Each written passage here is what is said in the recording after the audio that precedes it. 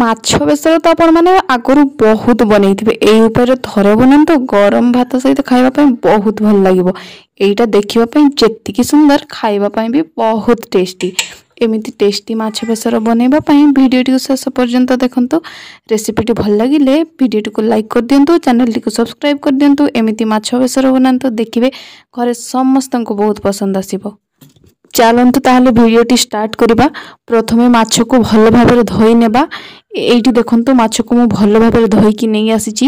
एबे मैरिनेट करिबा। सेति पय मु हळदी गुंड नेची, लूण देकी भल भाबरे हाथ सहाय्य रे माछ देरे हळदी लूण को मिसई नेबा। तापर ताको किछि समय रेस्ट पय छाडी देबा। एबे चलंतु कढ़ाई बसई तेल गरम करिबा। तेल गरम होला परे माछ मुंड को देबा। आरे आरे माछ मुंड प्रथम किए छाणे? समस्त तो प्रथमे माछ को छाणती तापर सिना माछ मुंड को छाणती एया भाबुथिबे ना।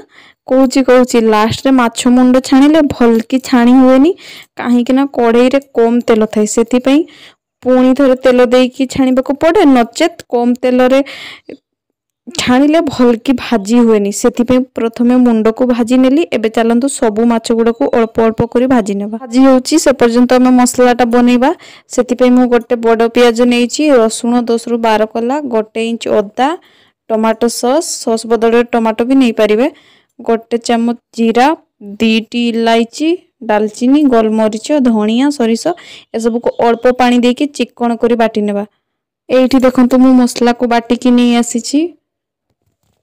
माछ गुड़ा को एमती कड़ा करके पूरा लाल लाल करके भाजिबे। एबे माछ गुड़ा को कढ़ाई रु काढी देबा। एबे सेई तेल रे ही चीनी देकी कैरेमलाइज करि नेबा। कैरेमलाइज होला परे बाटी की रखिथिबा मसला को मध्य देई देबा। तापरे ताको तेल रे भलो भाबरे मिक्स करि नेबा।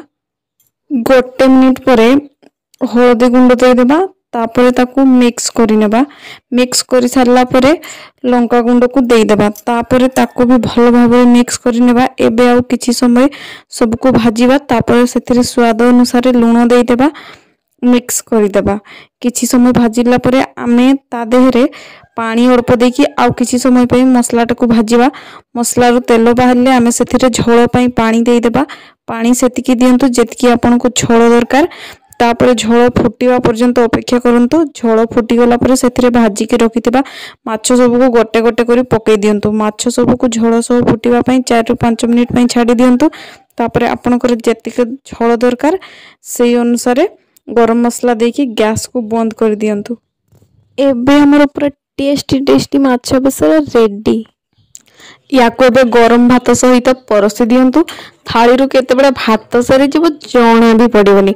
रेसिपीटी केमती लागिला मते कमेंट करके निश्चय जणांतु।